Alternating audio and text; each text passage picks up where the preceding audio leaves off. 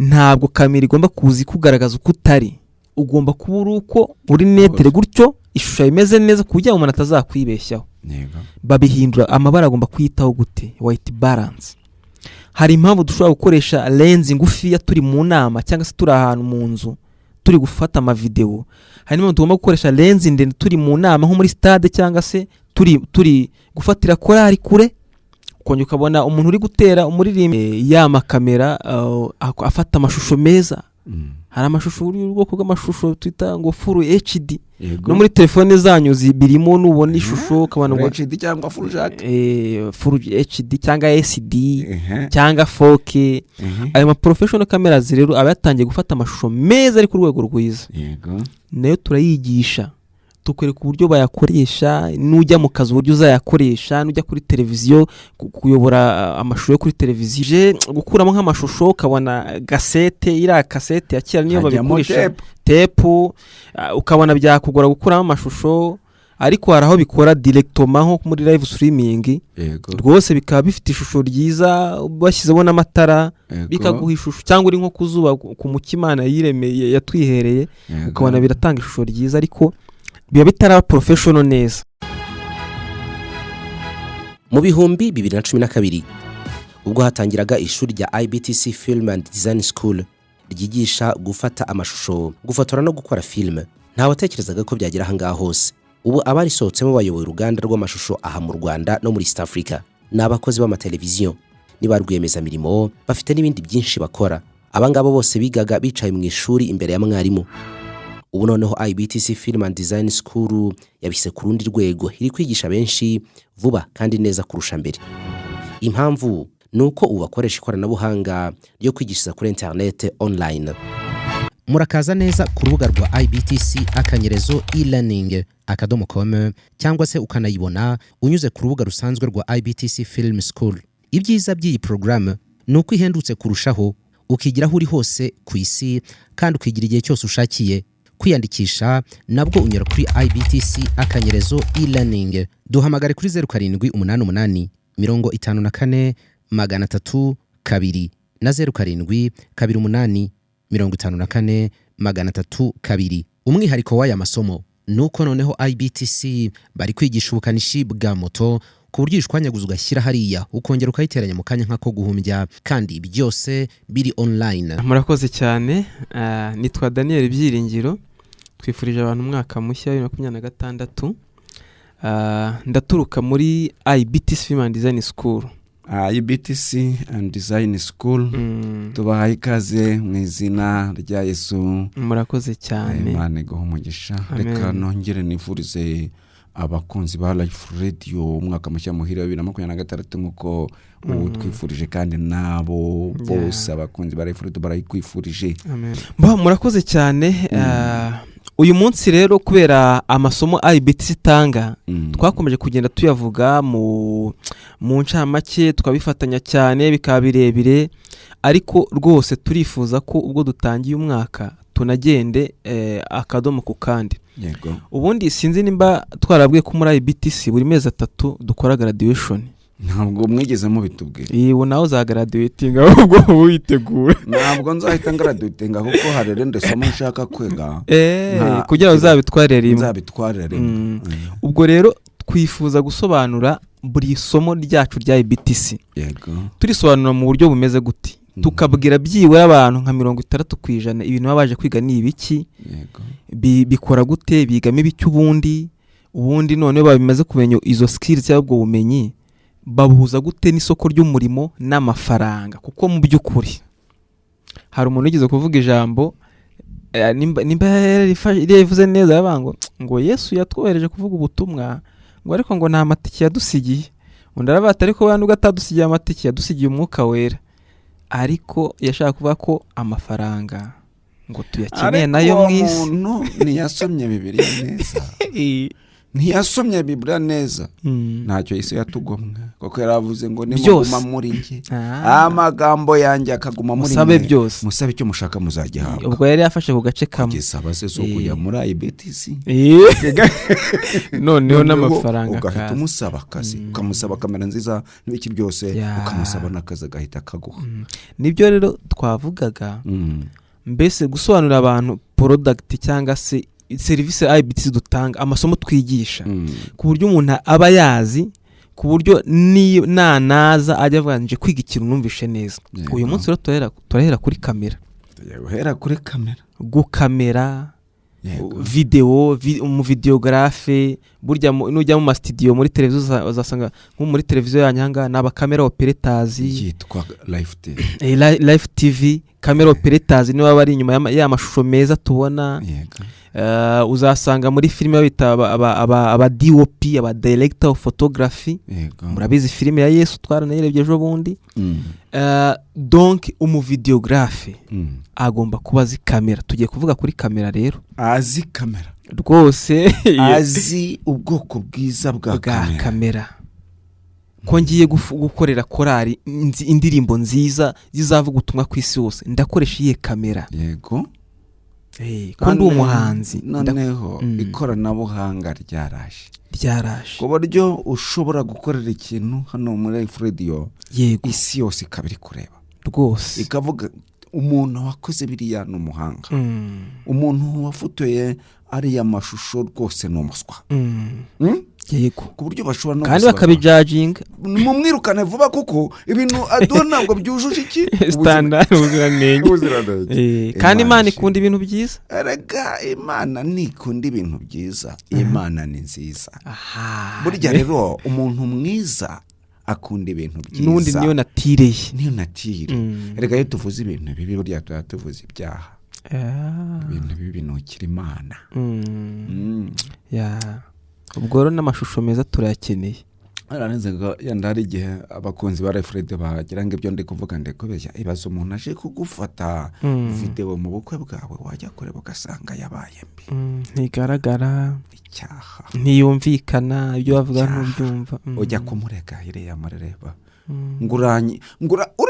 uramisha ubukwe bwanjye nta kindi. kandi ibaze n'ukuri ubukwe ntabwo waba uzagaruka, ni ikintu kibaye rimwe.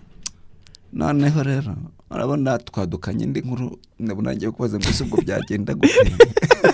ibyo yewe nababaye ibaze kugira ngo bantumire, nibantumira mu kirori cy'umwana w'umwami, ubundi avuga umwami Yesu. yego genda yagikore hano muri Hotel Dove. yego bajya kureba babona amashusho si muri Dove, ahubwo babona amashusho ni mabi, mbese ni nko kwa shitani. kandi ibyo bintu ntibizagaruka. iyo cyo ni ikibazo. niyo mpamvu koko ukwiye kubanza ukatunyuriramo muri makeya ibijyanye na kamera. banza tubwire amoko ya kamera. murakoze cyane. muri IBTC yo twigisha gukamera, ubwo tuzavuga n'ibindi twareye gukamera. ni byiza ko tubwira abantu ubwoko bwa kamera zose zibaho, izigezweho n'izitaraza mu Rwanda, kuko hari filime nigeze kujya gukora y'Abadage ejo bundi kandi bazanye kamera yabo. ubwo mubambwiye ko mu Rwanda bayibuze. ubwo rero tubabwira izo kamera zose. ni ukuvuga ko rero hari kamera dukoresha zitakiri kuri pose ariko zigeze gukora mu gihe cyazo. urabizi hari ibi bya digitale, hari ibi bya analog, ibyo byabayeho. hari n'ahantu wajya nko mu bindi bihugu, usibye Imana yaduhaye umugisha ukomeye mu Rwanda, twahise tuzamuka mu iterambere. mbere hari ibihugu buriya turusha iterambere, iyo tunabishimira Imana. hari ushobora kujya gukorera muri icyo gihugu ugasanga bafite mwene iyo kamera. ni byiza rero kuyiga tukayikwishyura wiyizi neza, ku buryo nugerayo bitazagucanga. ariko ukamenya n'izindi zigezweho nziza, nk'uko twavugaga. ngiye gukora akazi keza, ngiye gukorera korari nziza, nkeneye iyihe kamera? ariko rero uretse no kuvuga ngo ukeneye n'iyo kamera, ngira ngo ujye ubona ko abantu bajya mu rusengero bagafata udufoto, bagafata udushusho, bari gukoresha iki? ese iriya kamera bakoresha iri kuri rwego wayakona ukabona ashyize ku gutwi. iriya kamera koko mukuri zujije ubuzi tubwire ya mbere ariko nanjye narabyize hari amoko yitwa consumer camera zitari za professional. ntago ziri professional. buriya telefone abantu bafotoza telefone nawe ni kamera bari gukamera. ni consumer camera. ziriya kamera rwose hari aho yakwereka ishusho runaka ariko ntago iri professional, ariko nazo tuzibara mu moko ya kamera. nayo ni kamera kuko nyine wayifashisha ukabona amashusho cyangwa ifoto yo ku rwego rwawe nyine ruciriritse. yego, ariko mu by'ukuri ntabwo wavuga ngo ujye gufotoza telefone noneho ngo abakunzi ba Life TV ngo babibone kuri televiziyo, ngo bambone ukomeze, ngo bambone uko ntabwo ushobora gushyiraho sound ngo ufate sound nziza cyangwa ugira gute, ntibishoboka. rero izo nubwo kubwa kamera. ariko se nubwo bwose tugiye kwiga amoko ya kamera, ngira ngo hari intego nyinshi abantu baba bafite. akenshi na kenshi hari ibyo bavuze ngo amafaranga, ibi bintu byo gufata amashusho turabivugaho uburyo abantu tubwire kuko umuntu ashobora gukoresha kamera maze ubundi akavuga ubutumwa bwiza yonyine yikoreshereje kamera nziza. reka nkubwire ko no mu isi tugezemo yego mu biri gutuma ubutumwa bwihuta yego ni kamera. impamvu umuhanzi araguha testimony akavuga narebye indirimbo yawe kuri YouTube saa 8 z'ijoro nabuze ibitotsi ndi mu kibazo numva ndahumurijwe. mu by'ukuri hataba kamera ngo uramuririmbye agenda arimbe mufata amashusho, nibarangiza bakora indi somo tuzavuga ryitwa editing, babya uploading bijye kuri platform, none se yari kuzayibona gute? ntabwo byaregashoboka. rero ubutumwa bwiza twanahera kuri filime ya Yesu ivuga ubuzima bwa Yesu n'izindi za gikristo ni kamera. aho kuvuga ngo kamera nziza nyine ituma abantu babona ibintu neza uko byakabaye, abantu bakakira ubutumwa neza bakabishima, ubundi misiyo ya Yesu ikagenda igerwaho. kuko mu bintu Yesu yadusigiye ni byinshi, urabizi ko na Bibiliya harivuga ngo n'ibiti n'amabuye byakora bikavuga ubutumwa, ariko n'amakamera byose nabyo bivuga ubutumwa. noneho rero kamera yabaye mbi, yabaye mbi, ntabwo ubwo butumwa rwose. noneho baya nk'umupasiteri yajya kwigisha yasoma cyangwa se tuvuga atangiye kuvuga ijambo ry'Imana ukabona hari kuzamo bya bintu by'amasaka cyane bifokasi nzarimo ibihu ubwo ko kurumva urumva nk'ubu nubwo turi kuganira mu minsi mike barajya batureba kuri televiziyo, bazareba ishusho ryiza mufite n'abanyamakamera rwose ari ku rwego rwiza, nizira kamera yo dushaka. noneho bagiye kureba ntibamenye yuko ari njyewe, ntibamenye niba ndi umugore cyangwa uri inzobe cyangwa uri ubururu. byonyine ubutumwa bwiza bwapfuye. kubera Imana ikunda ibintu byiza, kuko ari nziza, ubwayo ni nziza ku rwego rwo hejuru. ibintu bibi birayinukira. yego, niyo mpamvu iri somo ryo kutwigisha amoko ya kamera ni ingirakamaro. Imana iguha umugisha. Amen. ubwo rero consumer camera abantu ntibazazibare mu makamera y'ama professional tuzakoresha mu kazi. iyo uvuze ma professional no kuvuga ngo iki? ubwo turi ni kamera twakoresha mu kazi zigezweho ubu ngubu ku buryo bw'umwuga. urakoze cyane. zaduhesha amafaranga kandi tugatanga produit nziza. kandi tugatanga produit nziza. hano kuri Fredo ntago tuvuga amafaranga, tuvuga ubutumwa bwiza abantu kubera impamvu tuvuga gutyo niko Yesu yatubwiye umuntu nankunda ankurikire, umuntu nankorera data azamuhe icyubahiro amafaranga arimo. byose n'ubukire ngo anatanga n'ubukire n'icyubahiro no kudapfa. yego Imana ishimwe cyane. byose birimo rero. byose birimo. noneho iyo ni ya mbere consumer. hari indi kamera tugira yitwa prosumer camera. Yego. Baribuka biriya bikamera bya kera binini cyane koko. Yego. Abantu bashyiraga ku rutugu kabisa bikakuvuna urutugu. Biremereye rwose ubona umuntu mbese nk'abareba muri mu makuru mpuzamahanga wajyaga bibona kera umuntu ukabona yagifashe cyane mu bitabo cyamuvunnye urutugu. Wagira ngo ni wa musirikare umaze imyaka 30 ahetse machine gun. Biriya bikamera rero babyita prosumer cameras. Biriya bikamera nabyo hari ahantu wajya ugasanga birakoreshwa. Yego. Kuko mu by'ukuri usibye kuba biruhije gukuramo nk'amashusho ukabona gasete iriya kasete ya kera niyo babikoresha tepu ukabona byakugora gukuramo amashusho, ariko hari aho bikora directement nko muri live streaming. Rwose bikaba bifite ishusho ryiza bashyizeho n'amatara bikaguha ishusho, cyangwa uri nko kuzuba ku mukimana yiremeye yatwihereye ukabona biratanga ishusho ryiza, ariko biba bitara professional neza. Ntabwo buzigezweho. Ntabwo zigezweho mbese ni za analogue za kera. Analogue. None se murazigisha nazo? Zose turazigisha kuko nababwiye ko amasomo yacu ni impuzamahanga. Yego. Ushobora kujya gukora mu gihugu ugasanga nizo kamera bafite. Yego. Ni biza ko ugomba kuba warazimenye ugahita wibuka ko wayize neza ukayikoresha. Yego. Kuko ntabwo uzajyana ibikoresho bya mu kazi kose uzajyaho. Hari igihe uzagenda usanga batero dore ubushobozi dufite bw'ibikoresho nibi ngaho dukorera akazi tugwema amafaranga. Wavuga se ngo ntabwo nabyize. Biro ugomba gukoresha ibikoresho usanze. Yego. Prosumer cameras zirakora bigakora neza.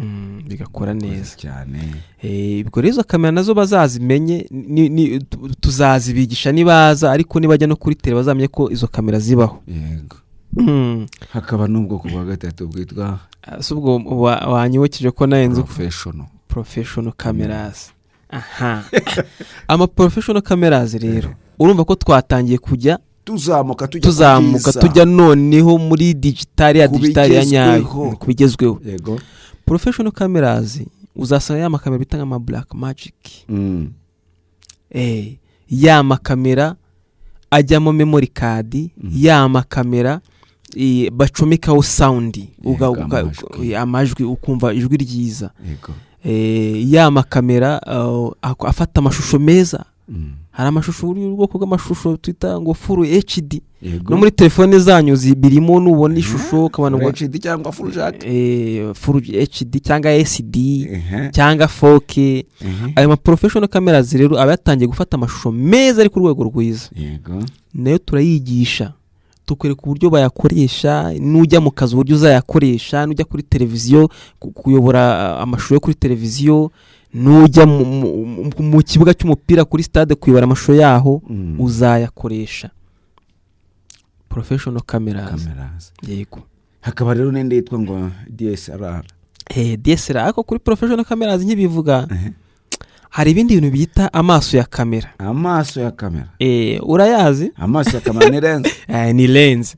Muri ako makamera yose twavuze rero burya ari ama lens abafatanye nayo makamera. Ntabwo avaho kuko ubundi hari body na lens. Yego. Ari ama body rero abafatanye na lens.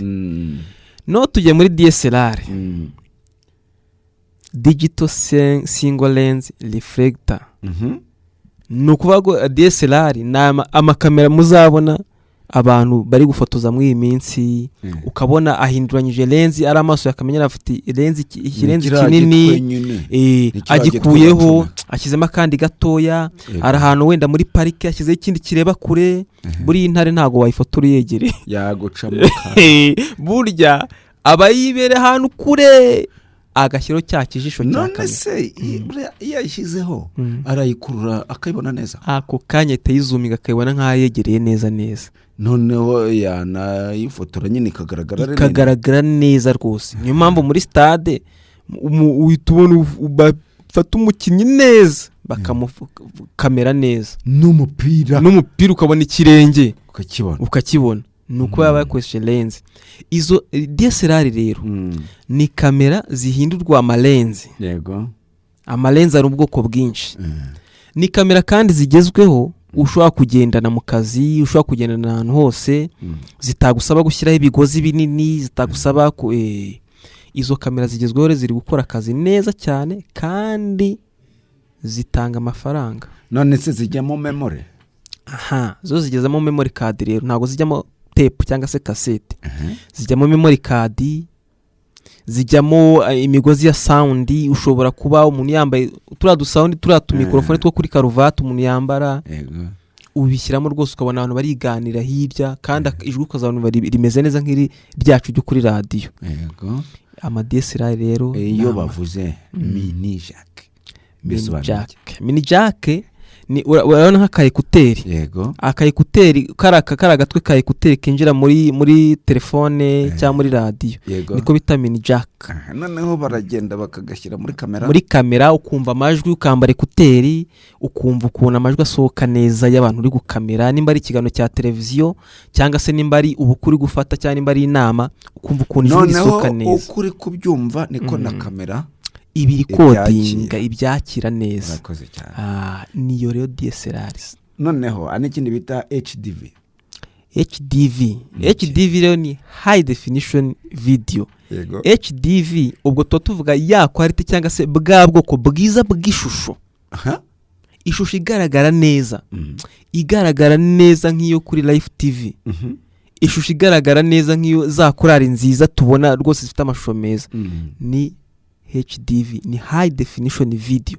Mbese ni quality cyangwa se n'ubwiza bw'ishusho buri hejuru ayo makamera bari gufata. None bavuze DV cyonyine. DV ni definition video, birumvikana. Nyene bisobanuye iki? SD ubwo ni SDV. Ni standard definition video. Standard ni ishusho yo ku rwego rutari rwiza cyane, ariko nayo yakora yanakoreshwe mu bihe byatambutse. Ubwo rero biba biryoshye cyane. Imana yavuga mu gishandiko bariza abakunze. Yego, kugira ngo bazaze kwiga ibintu bumva neza. Ubwo nk'ibyo ari n'ikindi cyiza bimaze. Yego. Hari igihe umuntu ashobora kuvuga ati reka nitungire kamera mu rugo. Nk'ubu urabona nkunda ku ibintu by'ivugabutumwa. Yego. Nkunda gusoma Bibiliya, nkunda gusenga cyangwa no kwamamaza ubutumwa bwiza. Ariko bikigizweho sinangomwa ngo nze hano muri studio. Ushobora kugira kamera yanjye cyangwa ebyiri, noneho ukamfata amashusho, ukamfata amajwi, nkabe byoherereza abagize gute ababikeneye. Noneho rero wajya kuyigura ukagira confusion, nzagura imeze ite, umuntu abikigiye ntabwo wabyizera. Reka wajya kubona ukabona kuzani iyitwa yo muri bibiri yakoreshejwe muri bibiri. Noneho akagushuka ngo kubera yuko hajyamo iriya tape ati ni keza, ati cyakabona ari kinini, ati iki gikamera ni cyiza. Ariko ubwo uri kubyumva ko bifite umumaro ko n'abakunzi ba Live Radio bakwiye kumenya ese ubwoko bwiza bwa kamera umuntu yakwifashije kugira ngo abwirize ubutumwa bwiza, cyangwa mu gihe habayo ikirori yagiye mu kazi, bamuhamagaye mu kazi, ushobora no kudepana mugenzi wawe. Yego. Urugero ni iyihe? Imana iguha umugisha. Rwose wadutekerereje neza kutubaza. Hari indi rero ya nyuma, super cheap. Super cheap rero ni kamera iri ku rwego rwo hejuru cyane. Iri muri za zindi nakubwiye. Ba bantu twakoranye akazi bavuye hanze bizaniye. Yego. Ni ukuvuga ngo ni ya kamera ushobora kuba ukaba wizeye kamera rwose, ukaba usigaje undi muntu, ariko nanone nayo mu bushobozi bwayo ibihenze cyane. Birumvikana. Super cheap rero ni amakamera akora neza ku buryo abafata icyo nakubwira Samu, abafata amashusho aremereye, ibyo bitama 2K, 4K, 8K, tubyita ultra high definition video, ku buryo ushobora gufata ayo mashusho kuyakopiya muri mashine yonyine. Yego. Akaba atajyamo kubera ukuntu abaremereye cyane. Yego. Narakoreshwa no mu Rwanda, hari ibigo bikomeye cyane biyakoresha. Yego. Ariko ntabwo abantu twese twayigondera, ntabwo ziramamara. Nizo zikoreshwa no ma filime akomeye agezweho. Zino ndirimbo zaba tuvuga nka gospel, hari indirimbo ziba ziri international zigezweho, niyo makamera bakoresha cyane. twifuza ko natwe urwego tuzabigera uko twavuze ko duharanira ibintu byiza gusa yego ku buryo tuzasanga n'abahanzi bacu n'amakorali yacu dukoresha mwene ayo makamera kandi birashoboka. Imana yaduhaye byose. Ayo makamera rero arakoreshwa cyane. Noneho rero kamera mbi twe kuvuga kamera nziza, kamera mbi ifata amashusho ameze ate? Mbi nyine, kamera mbi nyine ifata amashusho ameze ate? Kamera mbi ikintu kizayikubwira iza yafasha amashusho atagaragara, adafokasinze, arimo ibihu. Yuvuze gufokasinga niho guhamya. Ubwo turi bubira aya ubwo nageze mu ishuri nagiye tubivugira ni uguhamya ishusho neza. Guhamya ishusho neza, urugero waba reka tuvuge igihu nta hantu batakizi. Yego. Ikintu kitagaragara neza ubone cyeze mu maso. Yego. Iyo bidafokasinze niko biba bimeze. Hano kibazo ese uriya ni wa muntu cyangwa si we, ukabona akagira ngo bamuhinduye. Rero iyo kamera ifata amashusho mabi, ifata amashusho atagaragara, amajwi ntaba yumvikana. Iyo kamera mbi rwose ntabwo tuyifuza mu kazi kacu. Mbese igihe cyazo cyararangiye. Abantu niyo mpamvu tugomba gukoresha ibikoresho byiza bigezweho nk'ayo DSLR arakora, ayo super chip ahari arakora, ama prosumer n'ama professional aracyakora ku TV station n'ahandi hantu runaka nko mu documentaire cyangwa mu bindi biganiro arakoreshwa. Ariko nk'ama DSLR niyo kamera uzajya kugura. Yego. Uzasanga zitwa izo bita Canon ama Nikon. Yego. Ya ngayo nguko. Ariko hari n'utundi dukamera twaje dusa naho dukoreshwa na tekinoloji hanigera bakavuga ko nimba abakameramani bashobora kuba ari 4, tukaba twahemba abakameramani 4, reka dukore kamera noneho nyinshi ku buryo umuntu umwe yazi controller. Dukamera twaje twitwa PTZ, tundi bamanika hejuru. PTZ kamera ni panning, treating, zooming camera. Bamanika hejuru ushobora gukoresha uri umwe. Nato twagezweho, nato ni ngombwa ko abantu batumenya. Nabyo tubereka uko zigira gute, uko zikorwa. Ko nk'umama eglise nk'abantu bazansura kuri church yanjye bazabona ko tuzikoresha izo kamera kandi zikavuga ubutumwa neza. Rwose zikakora ubutumwa neza. Bitagombe ko abakamera ku buryo dushobora kuba turi nka team y'abantu nka 3, izo kamera tukazikoresha kandi tukakora na live streaming, tukanyuka buri nk'abantu nka 3 mukoresha kamera nk'eshanu cyangwa 6. None zigenda ziruka nka mu rusengero bigenda ziba zimanitse ahantu runaka. Noneho ukayikontrola wicaye ahantu hamwe. Ukayikontrola ukoresheje computer. Ukoresha ibyo bita controller. Mu gihe handi tuba dufite tripod wagenda, ariko nazo haraho zikoreshwa nazo zitakoreshwa. Yego.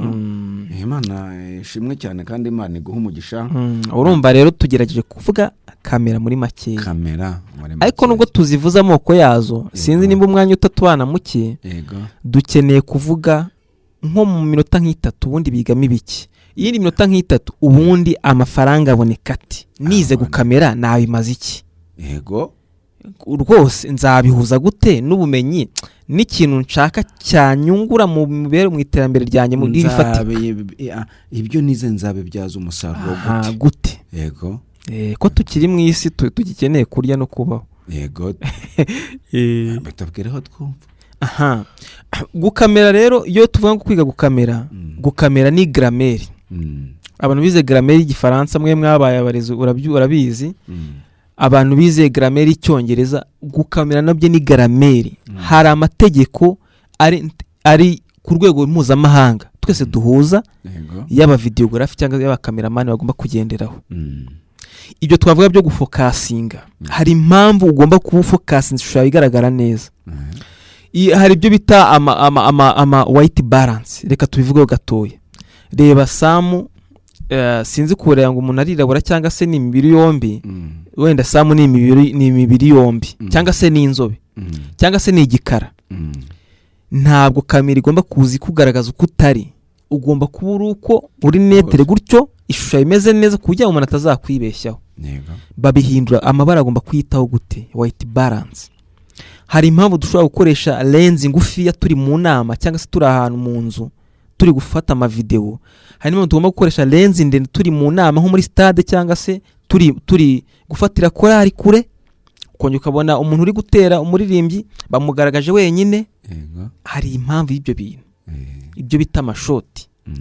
Hari impamvu tubona umuntu yishimye rwose yanezerewe yafashijwe, ukabona bamugaragaje wenyine.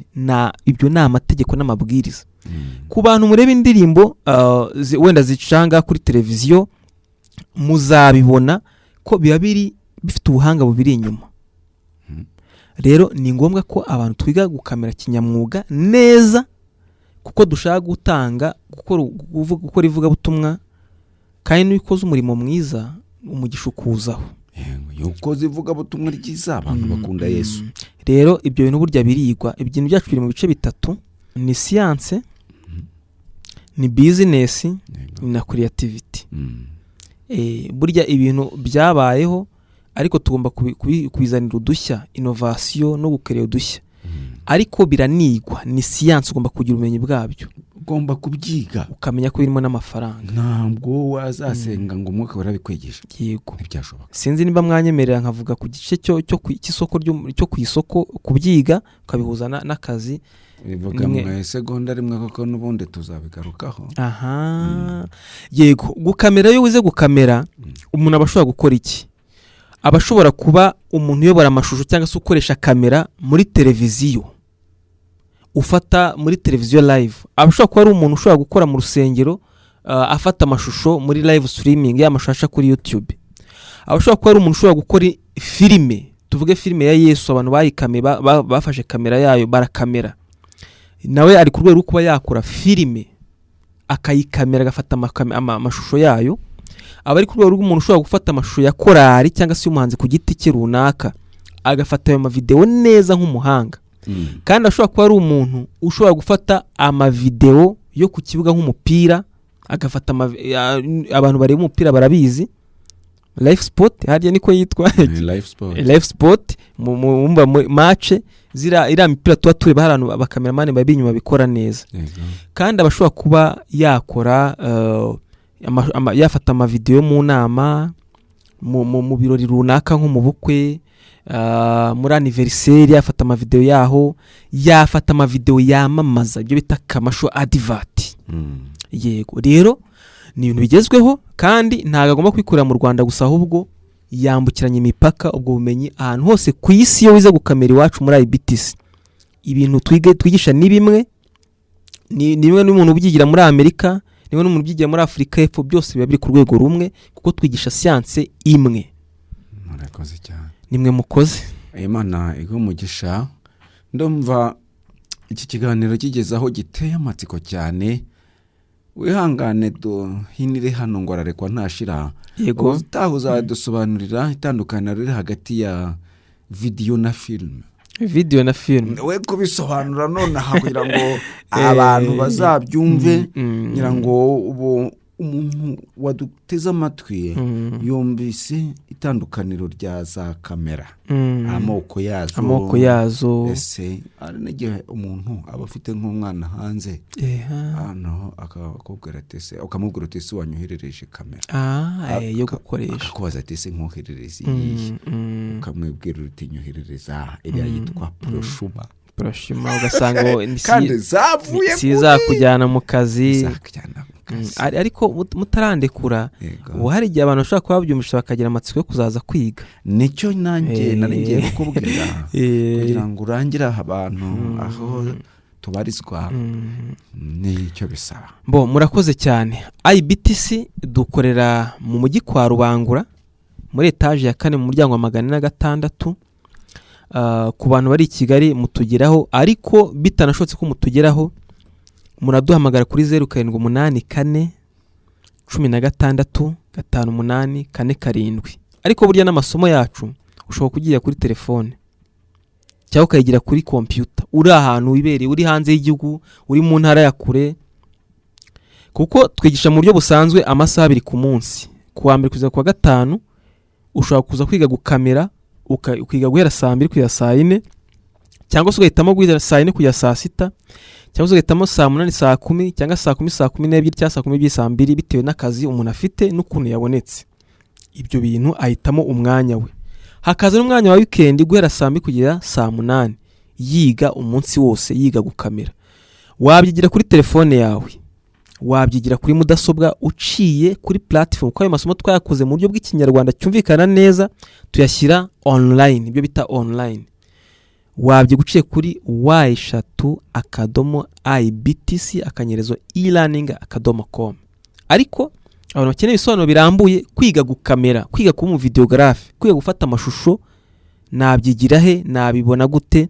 Uraduhamagara kuri 0784 0784 16 58 Manego mugisha ngera subiramo izo nimero. Nimero ni 0784 16 58 47 ku banyeshuri mu abantu mwasoje kwiga mushaka kwiga umwuga, abanyeshuri biga multimedia muzaza tubaye stage mu kwezi kwa 4, abantu mushaka kongera umwuga ku bumenyi cyangwa se mufite akazi mushaka kugira icyo mukora, ufite umuntu ushaka kukwigisha umwuga, muri hiraze kwiga gukamera, mu by'ukuri turabafasha kandi turabafasha neza. Narakoze cyane, ngira ngo gukamera no umurimo ni isomo ryiza ugezweho umuntu ashobora gukorera amafaranga bigakunda, umuntu ashobora gukora ivugabutumwa bigakunda. Yego, nukuri ni umurimo dusabwa kwitabira.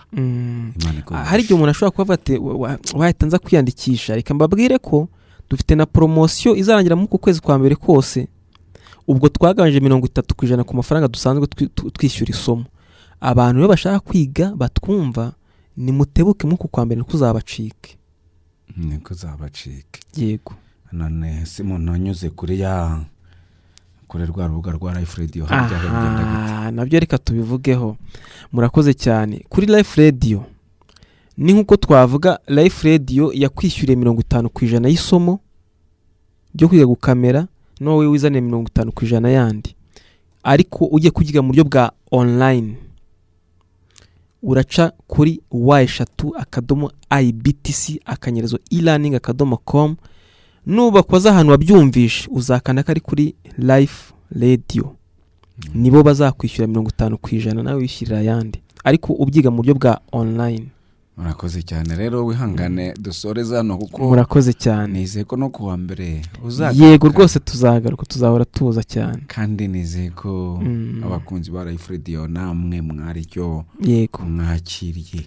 Yes, murakoze cyane. Tuzajya tubona n'akanya tubahe umurongo tuganire, ngira ngo utahane cyo tuzibandaho cyane. Yego n'ibibazo bafite babyandike bazabitubaza. Yego, Imana igumisha. Mbese murakoze cyane. Wasabira abakunzi ba Life Radio umugisha? Imana ibahundagaze imigisha yayo, kandi uyu mwaka pe, dore turi mu ntangiriro z'umwaka. Urazi iyo tusoza umwaka umuntu ari evariwa, nageze kubiki rwose uyu mwaka tutangirana imbaraga, imigisha y'Imana rwose ndayibifurije.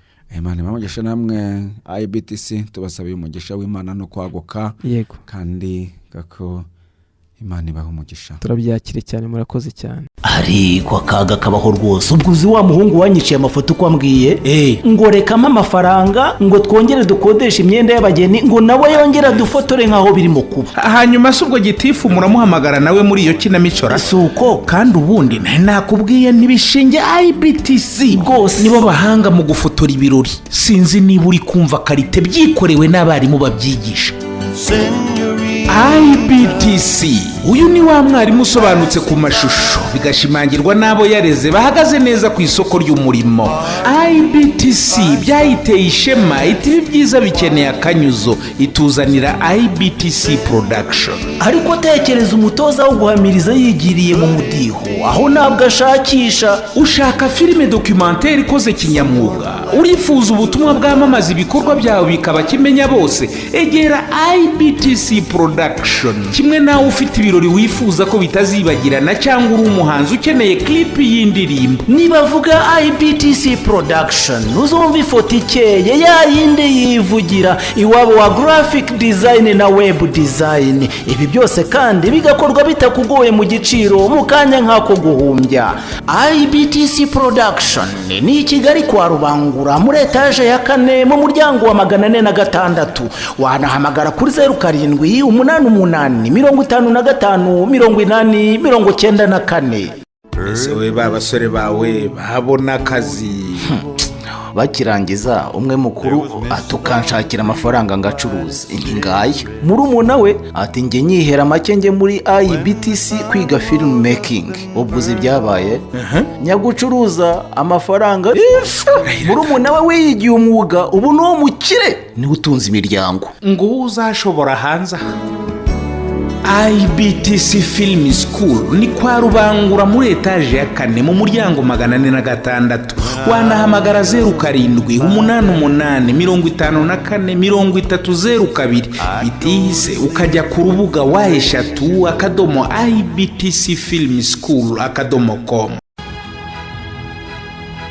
Mu bihumbi 2012 ubwo hatangiraga ishuri rya IBTC Film and Design School ryigisha gufata amashusho, gufotora no gukora filime, nta watekerezaga ko byagera hanga hose. Ubu abarisohotsemo bayoboye uruganda rw'amashusho aha mu Rwanda no muri East Africa. N'abakozi b'amateleviziyo, niba rwiyemeza mirimo, bafite n'ibindi byinshi bakora.